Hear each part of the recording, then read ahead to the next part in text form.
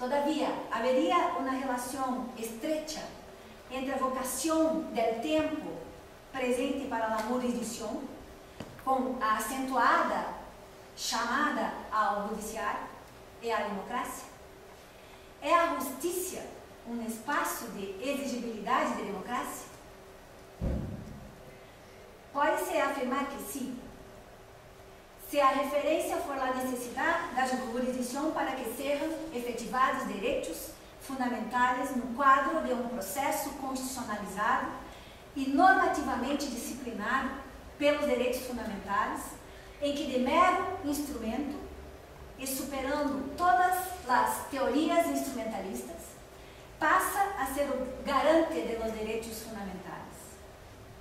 Mas, por outro lado, pode-se vislumbrar na jurisdição apenas, como dito, uma função instrumental. Afinal, nesse sentido, Milton Friedman, em seu Capitalismo e Liberdade, afirma que obter benefícios é a essência da democracia. Por essa razão, todo governo, e aqui toda a jurisdição, que seguir política contrária é antidemocrática. E adotar posições garantistas, como determina a Constituição Federal Brasileira, significa para os críticos a ser aposta em favor da burocratização.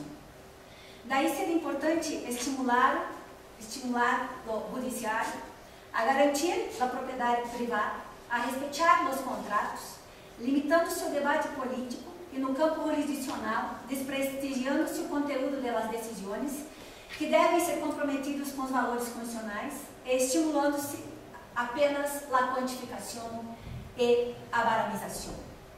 Desde o ano de 1996, o Banco Mundial fornece orientações paranormativas ao Brasil, sinalizando a necessidade de que houvesse uma reforma do judiciário.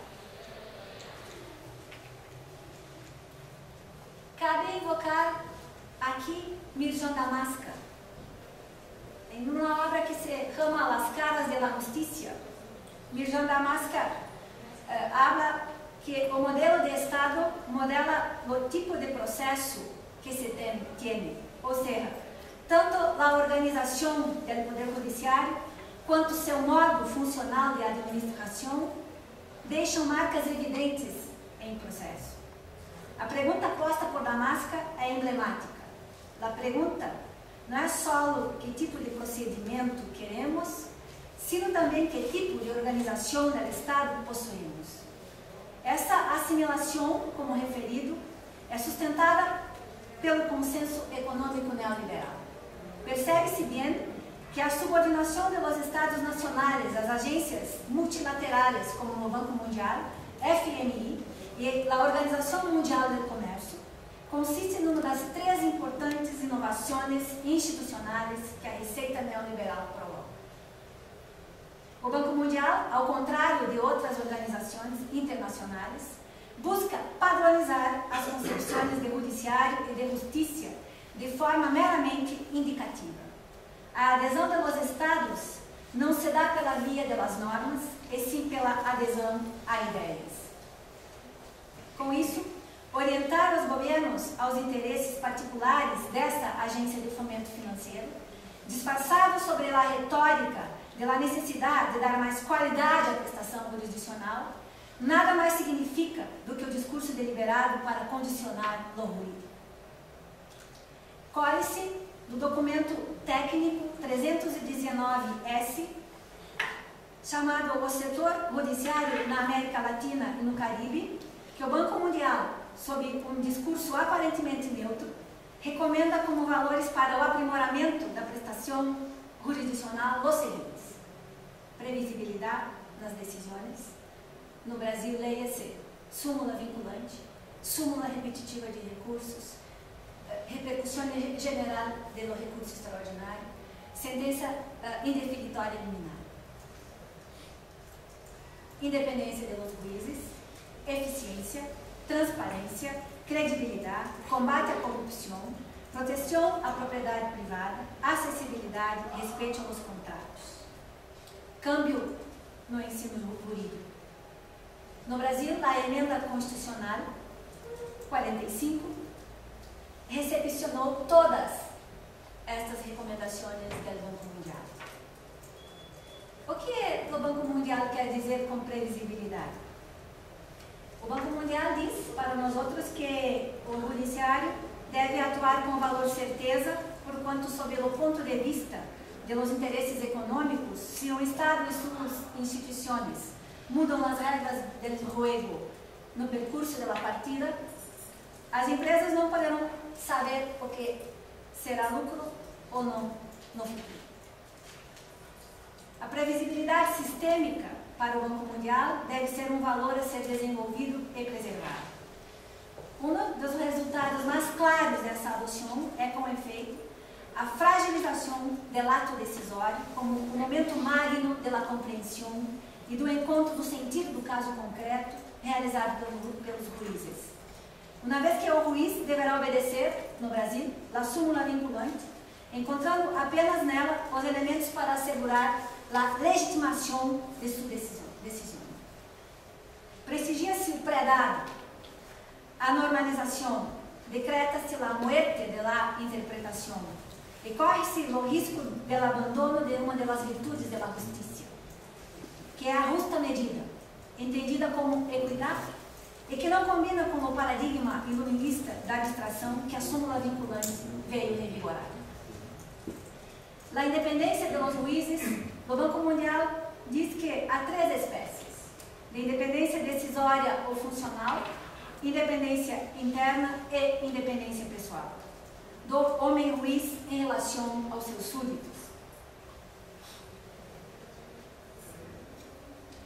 No entanto, como pode ser visto ou avistado pela Emenda Constitucional número 45 de 2004, o artigo 93, inciso 2 da Constituição Brasileira, estabelece como critério para a promoção dos juízes em suas carreiras, promoção por merecimento, que dependerá da produtividade e da presteza no exercício da jurisdição, o que a evidência constitui-se um fator de fragilização da própria independência e do fortalecimento da preocupação preponderante com a quantificação e com o fluxo de processos. No que tange à eficiência, a agência internacional interessa-se pela ação do Estado em relação ao mercado, uma vez ser ele, na atualidade, o leito do rio neoliberal, o lugar revelador de algo, como que a verdade, logo, o lugar da veridição, segundo Michel Foucault. Nesse sentido, para o Banco Mundial, o judiciário deve maximizar sua capacidade para resolver demandas. Em outras palavras, deve ser rápido, reduzir os custos e aplicar a equidade. Essas expectativas devem ser harmonizadas com a exigência da imparcialidade. A transparência, como se pode notar, é uma decorrência das exigências da eficiência, ligada à responsabilidade dos juízes e à prestação de contas à população. Incrementa-se a transparência por meio da informatização generalizada dos processos. Para que vocês tenham em conta, o Superior Tribunal de Justiça, no ano de 2010, o presidente do tribunal disse à imprensa brasileira o seguinte: nesta semana, hacemos uma faxina em tribunal e julgamos 13.000 processos num dia. Então, limpamos o Tribunal de Processos e nos constituímos como o primeiro tribunal do mundo a julgar tantos processos, como se isto fosse realmente uma realidade. E também há dito que o Superior Tribunal de Justiça brasileiro será o primeiro tribunal 100% informatizado do mundo em pouco tempo. Incrementa-se, portanto, a transparência por meio da informatização generalizada dos processos, da comunicação dos atos processuais pela internet, pela atividade da TV Justiça e pela exigência que anualmente os tribunais superiores forneçam relatórios sobre a atividade administrativa e jurisdicional. Para o Banco Mundial, este seria um fator de aumento da confiança dos cidadãos no judiciário, como também repercutiria na reputação dos juízes. A experiência mostra que quanto mais o processo se informatiza, quanto mais as atribuições que são da essência do ato de julgar dos juízes, mais a jurisdição perde em qualidade decisória. O combate à corrupção, como valor, altera o perfil do Poder Judiciário e o insere no âmbito daquilo que nós outros denominamos de judicialização da política, uma vez que a jurisdição passa a, por vezes, julgar para arriba, isto é, deixa de julgar para baixo, porque, especialmente no campo penal, insere novos atores, que são os grandes empresários e, quiçá, alguns membros da política. Por fim, a proteção à propriedade privada e aos contratos são duas exigências significativas do Banco Mundial. Para esses, os contratos podem ser revistos apenas eventualmente pelo Poder Judiciário, para corrigir as distorções do mercado. Facilmente compreensível, uma vez que o mercado é o melhor ambiente para a satisfação das necessidades individuais, o que deriva seguramente da concepção da liberdade individual como valor supremo da vida em sociedade. No Brasil, com base nesse quadro, nesse cenário, tivemos dois pactos republicanos para a reforma do Poder Judiciário brasileiro, para cumprir as recomendações paranormativas do Banco Mundial. O primeiro pacto republicano e o segundo pacto republicano, que trouxe uma série de orientações e que desembocou naquilo que nós outros denominamos que o Conselho Nacional de Justiça denomina de Meta 1 e Meta 2. E tais metas implicam, resumidamente, em o seguinte. O Judiciário brasileiro necessita desenvolver um planejamento estratégico plurianual. Os processos judiciais mais antigos devem ser julgados em brevíssimo tempo.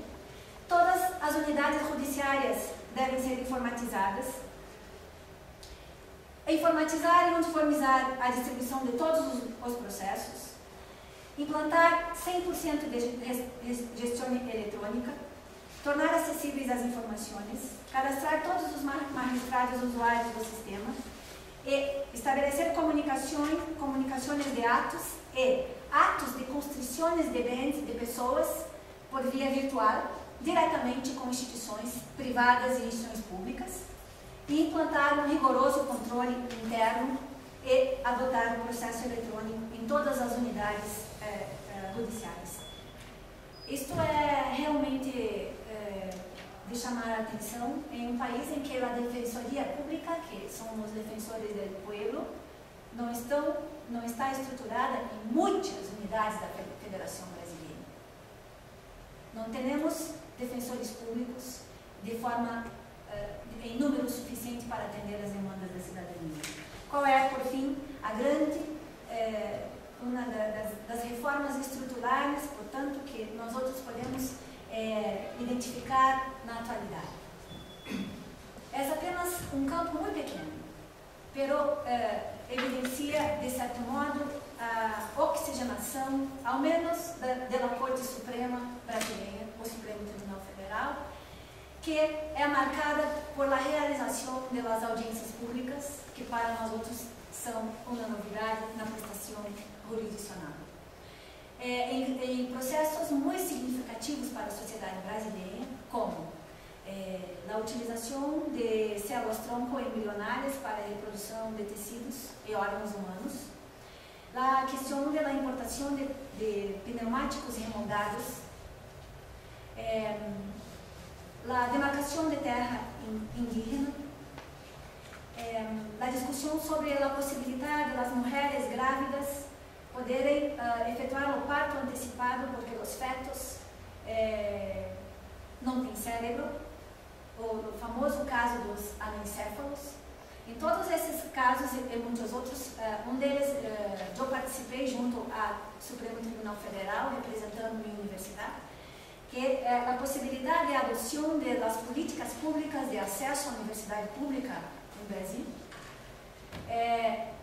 São casos em que o Supremo Tribunal Federal se abriu à sociedade para ouvir vários segmentos da sociedade brasileira em audiências públicas, o que consiste numa modificação não funcional, mas estrutural e uma mudança muito significativa de mentalidade da prestação jurisdicional. Eu hoje me dedico e me preocupo a investigar nos votos dos ministros, que são 11, da Suprema Corte Brasileira, se em seus votos, em suas razões de decidir, estão inseridas as razões da sociedade nas audiências públicas. E, por vezes sim, por vezes não. A crítica que finalmente realizo neste momento é que as audiências públicas estão concentradas na Corte Suprema, que para um país da dimensão como o Brasil, a Corte Suprema está muito lejos da sociedade. E como nós outros temos poucas, mas eficientes ações coletivas para tratar do meio ambiente, do problema das crianças e adolescentes, para tratar dos grandes problemas da sociedade massificada de hoje, lhe proponho a adoção da audiência pública que democratiza a jurisdição e o processo brasileiro, que a adoção se dê nas instâncias inferiores da jurisdição, junto a los jueces de primeiro grau. Desse modo, teríamos uma verdadeira revolução na jurisdição brasileira. Perdão se não me fiz entender completamente. Muitas graças.